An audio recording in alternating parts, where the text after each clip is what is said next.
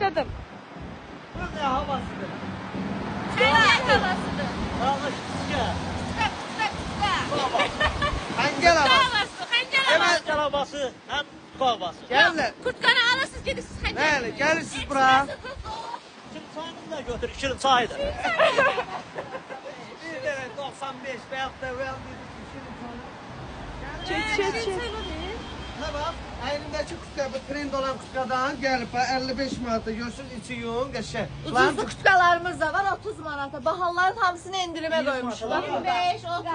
Ora bak bu uzunlar hamısı 30 manata. Ne bak uzun Dediler. kalınlar 30 20 manata. manata. Dediler. 20 manata. Gel bura. Dediler. Badalaskalar 12 manata. Bak uzun boğazı, balaca boğazı, yumru boğazı, ne bileyim hamısı kısa qollu 95'ten koyup xəncərdən yan qaydırırlar. Bax 6x-ə qədər 20 manata 12 endirime düşüb. manata da badalaskalardı. 12 manata ama bakın hansıdır Allah hakkında görürsünüz ki. İğne dermene verilir, panzara Ayakkabı verilir. 13 manata.